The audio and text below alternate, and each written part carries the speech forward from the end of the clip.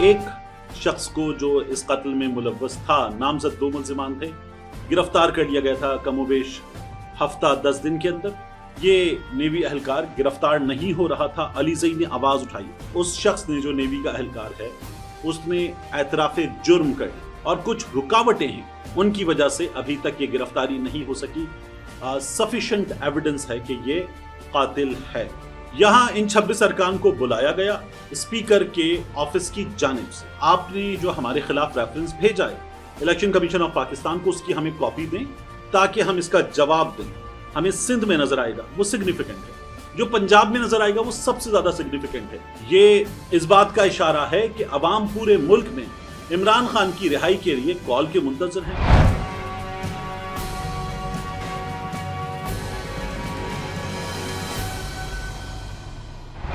बिस्मिल्लाहिर्रहमानिर्रहीम, अस्सलाम वालेकुम। ये आपका अपना डिजिटल प्लेटफॉर्म है। मैं तारिक मतीन हूँ। वल्लाहु खैरुल माकिरीन। अल्लाह सबसे बेहतर तदबीर फरमाने वाला है। वही बचाएगा मेरे देश को बलाओं से, जो बारिश में शजर से घोंसला गिरने नहीं देता, क्योंकि उसकी तदबीर तमाम तदाबीर की इमाम है। ओवैस अलीज़ई कत्ल कर दिए गए थे। Alizeh vlogs, social media activist, content creator Alizeh, जबरदस्त, हर एक के लिए आवाज उठाने वाले इंसान, उनके भाई को कत्ल कर दिया गया। नौजवान बच्चा मार दिया गया था। तो उस कत्ल पर हमने भी आवाज उठाई और जो कुछ बन पड़ा बराए नाम, टूटा फूटा, उनका सहारा बनने की कोशिश की आवाज उठाकर। उन्हें कत्ल कर दिया गया था। 2 महीने से कुछ जायद दिन गुजरे हैं। एक शख्स को जो इस कत्ल में मुलव्वस था, नामजद 2 मुल्जिमान थे, गिरफ्तार कर लिया गया था कमोबेश हफ्ता 10 दिन के अंदर। और फिर दूसरा एहलकार, पाकिस्तान नेवी का हाजिर सर्विस एहलकार, ये जो दूसरा शख्स है नामजद, ये नेवी एहलकार गिरफ्तार नहीं हो रहा था। अलीज़ई ने आवाज उठाई, खैबर पख्तूनख्वा हुकूमत से सवाल किया और बताया कि मैं बतौर सोशल मीडिया एक्टिविस्ट आपकी जमात पर, इमरान खान पर, बाकी मामलात पर आवाज उठाता हूँ।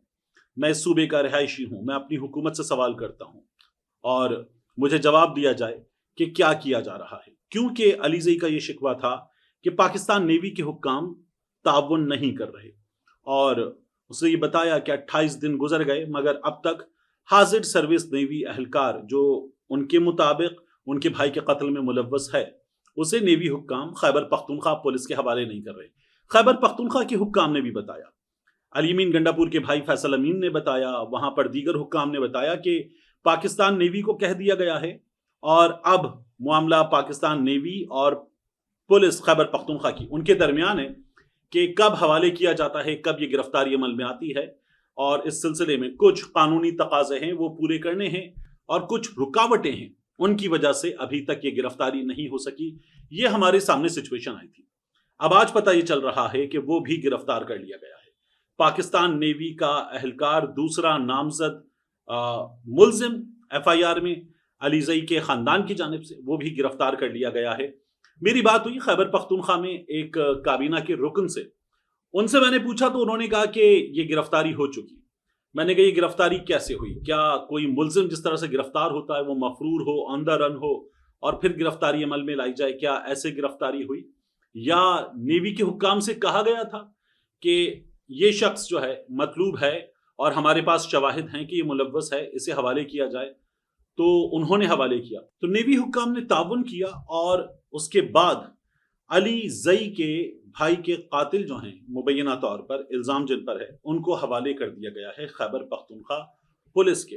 अब यहाँ से मामला आगे चलेगा और अभी तक की जो इत्तलात हैं ये मैं रिपोर्टेड बता रहा हूँ, रिपोर्टेड।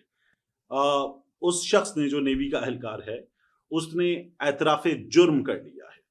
क्योंकि ये अभी हमारे सामने ऑफिशियली आना बाकी है, इसलिए मैं सोर्सेस के जरिए आपको बता रहा हूं कि उस शख्स ने एतराफ़े जुर्म कर लिया है और उसने एतराफ़े जुर्म करते हुए कुछ पुरानी रकाबत, कुछ पुरानी रंजिश, उसका हवाला देते हुए ये तस्लीम कर लिया है कि वो इस कत्ल में मुलव्वस है। पुलिस कहती है कि हमारे पास सफिशिएंट एविडेंस है कि ये कातिल है। ये अब तक की पिक्चर है उस मामले में। तो पाकिस्तान नेवी के ऑफिशियल्स से ये मुसलसल डिमांड की जा रही थी कि ये करके दिया जाए। लेट हुआ लेकिन अब ये कर दिया गया है। इसके बाद मामला पंजाब असेंबली में, ये जो 26 अरकान को मुअत्तल करने का मामला है, इसकी बात करते हैं। यहां इन 26 अरकान को बुलाया गया स्पीकर के ऑफिस की जानिब से, मलिक अहमद खान के ऑफिस की जानिब से, और मेरी बात हुई कायदे हिज़्ब इख्तिलाफ पंजाब असेंबली अहमद बजर साहब से। और उन्होंने मुझे बताया कि जब हमें बाकायदा तौर पर नोटिस आए कि ये हेयरिंग है, इस हेयरिंग के लिए आइए, तो ये एक बाकायदा तौर पर इस मामले की सुनवाई थी। तो उन्होंने कहा हमने अपने कानूनी माहिरीन से मुशावरत की और उन्होंने कहा कि ये हेयरिंग है, इस हेयरिंग में आपको जाना चाहिए। हम इस हेयरिंग में गए, वहां पर जाकर बाकायदा सुनवाई हुई और हमने स्पीकर से ये कहा कि आपने जो हमारे खिलाफ रेफरेंस भेजा है इलेक्शन कमीशन ऑफ पाकिस्तान को, उसकी हमें कॉपी दें ताकि हम इसका जवाब दें।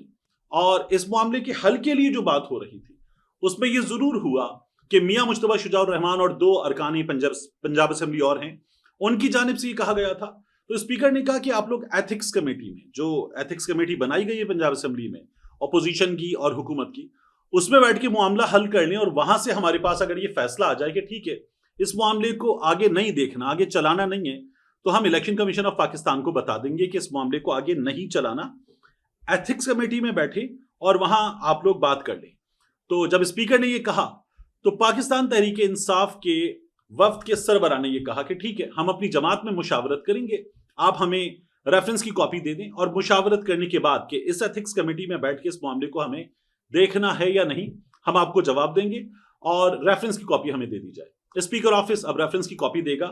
वहां से ये अरकान उठे और पार्लिमानी पार्टी का इजलास था, ये लोग इस्लामाबाद चले गए और उसके बाद हमने देखा मियां मुश्तबा शुजाउर रहमान ये बाहर आए और बाहर आकर उन्होंने जो कैमरों के सामने गुफ्तगू की उसमें उन्होंने ये कहा कि हम तो ये कहेंगे कि इन लोगों को फारिग किया जाए, इनकी सीटों पर दोबारा इंतखाबात करवाए जाएं, ये तैयारी है मुस्लिम लीग नून की। तो मुस्लिम लीग नून वाले अपनी जगह तकरीबन लड़ चुके हैं कि ये कैसे करना है। मैंने आपको पहले भी बताया था, वीडियोस भी दिखाई, हाल भी दिखाया। चौधरी परवेज इलाही के दिनों में हमने ये देखा था कि शो कॉज नोटिस हुआ था, उससे आगे बात नहीं बढ़ी थी। पंजाब असेंबली में जो मिडिल फिंगर है वो दिखाई गई थी अता तारड़ की जानिब से, ऐसा एहतजाज मुस्लिम लीग नून वाले कर चुके हैं। फर्नीचर तोड़ना, माइक तोड़ना, ये मुस्लिम लीग नून वाले कर चुके हैं। पाकिस्तान तहरीक इंसाफ वाले जो हैं उनके खिलाफ इस वक्त पंजाब असेंबली में ये लोग इस हद तक इसलिए आगे जाना चाहते हैं कि शायद संबड़ियाल जैसा कोई कारनामा फिर हो जाए, शायद 8 फरवरी जैसी चीजें फिर हो जाएं और ये मजीद मजबूत हो जाएं और अपोजिशन को और दबाने का मौका मिल जाए। ये मेरी राय है। वगरना ये एथिक्स कमेटी में और इस तरह की लड़ाइयां करनी है तो करते रहें। ये मुस्लिम लीग नून के खुद भी कुछ लोगों ने कहा है कि इस मामले को हल किया जाए। हल हो जाता है तो बेहतर है, क्योंकि अगर रेफरेंस के जरिए लोगों को फारिग करने का रास्ता खोल दिया जाएगा, ये दरवाजा खोल दिया जाएगा, तो ये सिलसिला फिर चल निकलेगा, एक के बाद एक ये होता रहेगा। इस बात का डर मौजूद है तो मामला हल कर लिया जाना चाहिए। लेकिन आज जो कुछ मुस्लिम लीग नून वालों ने किया है उससे लगता है कि उन्हें यकीन है कि फारिग करवाएंगे, खुद आ जाएंगे, ये आसान काम है। आखिरी चीज, पाकिस्तान तहरीक इंसाफ वालों ने जो करके दिखाया है, हमने देखा कोयटा में जबरदस्त रैली निकाली गई, बहुत बड़ी तादाद में कोयटा में कारकुन उस रैली में शरीक हुए और पाकिस्तान तहरीक इंसाफ ने स्ट्रीट पावर का मुजाहिरा किया। इमरान खान साहब की रिहाई के लिए जो मुहिम चलाने की बात की गई है, पाकिस्तान तहरीक इंसाफ ने आज जुमे के रोज से उसका भरपूर आगाज कर दिया है। दुक्की में जलसा बड़ा जबरदस्त था। छोटे से शहर में इतना भरपूर जलसा कि जलसा गाह भरी हुई थी, आसपास की छतें भरी हुई थी और वहां जो खिताबात हुए वो खिताबात दाऊद शाह काकड़ का खिताब हो या अमजद खान न्याजी का खिताब हो, वो खिताबात भी बहुत भरपूर थे, बहुत जबरदस्त थे और क्राउड भी बहुत चार्ज था। तो दुक्की में, कोयटा में पाकिस्तान तहरीक इंसाफ ने ताकत का मुजाहिरा किया। सवाबी में वर्कर्स कन्वेंशन हुआ।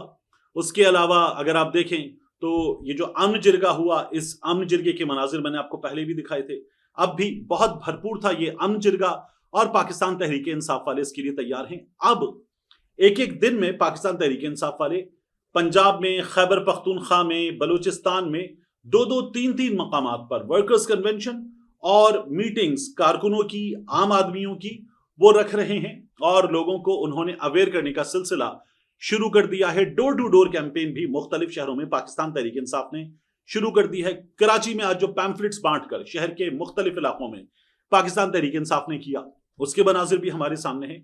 लेकिन जो हैदराबाद में हुआ, इंटीरियर सिंध, ताकत के एतबार से पाकिस्तान पीपल्स पार्टी की गिरफ्त अच्छी है, मगर जो हैदराबाद में हुआ, हलीमा आदिल शेख वहां मौजूद थे, पाकिस्तान तहरीक इंसाफ ने जबरदस्त ताकत का मुजाहिरा किया हैदराबाद में, और ये नजर आया कि जब ये कहा गया था 8 फरवरी को कि हैदराबाद भी कराची भी पाकिस्तान तहरीक इंसाफ ने जीता, लेकिन उन्हें हरवाया गया है। ये हैदराबाद से भी हमें नजर आया कि पाकिस्तान तहरीक इंसाफ वहां भरपूर तौर पर छाई हुई है। ये हमने हैदराबाद में भी देखा। इसके अलावा कराची के मुख्तलिफ मकामात पर पाकिस्तान तहरीक इंसाफ ने मुहिम शुरू कर दी है। सिंध का एक पूरा प्लान है, उस प्लान में रोजाना की बुनियाद पर पाकिस्तान तहरीक इंसाफ की रैलीज हैं, मीटिंग्स हैं, जलसे हैं, और पाकिस्तान तहरीक इंसाफ तैयार है इमरान खान साहब की जानिब से जब 5 अगस्त या उसके आसपास फाइनल प्लान आ जाएगा तो उस रोज क्या करना है, पाकिस्तान तहरीक इंसाफ उसके लिए तैयार है। सिंध में भी और बलूचिस्तान में आज हमने बहुत जबरदस्त अंदाज में देखा। खैबर पख्तूनख्वा, मैं हर बार कहता हूं खैबर पख्तूनख्वा की बात मुझे नहीं करनी, क्योंकि वहां आपकी अपनी हुकूमत है, वहां पुलिस आपको डंडे नहीं मारेगी। आपकी जो भी रैली एक्टिविटी जलसा है उससे पहले, एक रात पहले लोगों को घरों से उठाने का काम नहीं करेगी, उस रोज आपकी राह में रोड़े नहीं अटकाएगी।